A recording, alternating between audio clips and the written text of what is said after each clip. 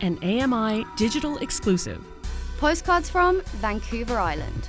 I'm your host, Beth Deer, and I'm on the western edge of Vancouver Island with marine biologist Emily Beeson, who introduces me to one of the Ucluelet Aquarium's touch tanks. So this is a touch tank. How many of those do you have in the aquarium? So it depends on the year and what animals we end up finding and deciding to keep in here, but anywhere from about 8 to 13 is our general touch tanks. That's actually quite a lot. Yeah. We like touch tanks because it's a really great way for people to connect with the animals. When you're looking at something, that's pretty amazing, but when you can actually touch and feel it, it really connects people in a way that just looking doesn't do on its own. Definitely. For me, being visually impaired, I rely a lot on those kind of senses. But I have to be honest, I am absolutely terrified. And smaller creatures are not my thing, but I want to learn about them, and dare I say, I want to touch them. Well, you're not the only one. It can be really scary to touch something that you've never touched before, especially because when people think about the ocean here, it's kind of dark and murky, a little bit creepy, and some of the animals can be a little bit slimy. Hopefully you'll find one that you're not super scared of.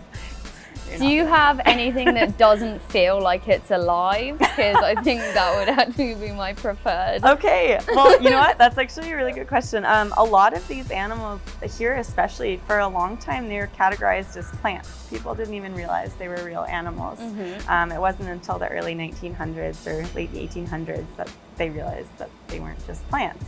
So we've got a pretty big assortment here. We've got sea stars, we've got anemones, sea cucumbers, a bat star, the leather star. So a little bit of everything. That way you can see what kinds of things live in this area. This one, for example, this is an anemone. So this one in particular is a green surf anemone. So it's gonna be a little squishy, but it's not slimy. And there's no mucus or anything like that. So what did it feel like? It felt like it wanted to eat me. It kind of, I won't tell you it does, but it kind of does. But you're much bigger than it and much stronger than it. What else have we got in here? Yeah, so another one that we have in here, it's called a brittle star. So they're in a slightly different group from sea stars, but I think they're one of the coolest animals in BC.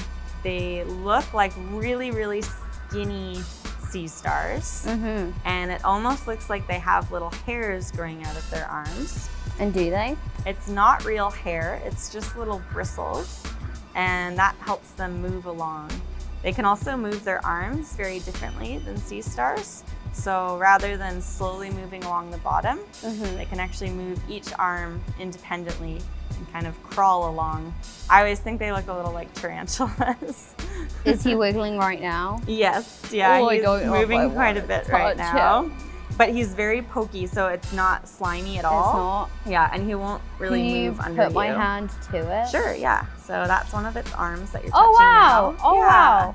That's actually not bad at all. No, it's not I so think bad. you might be my next favourite.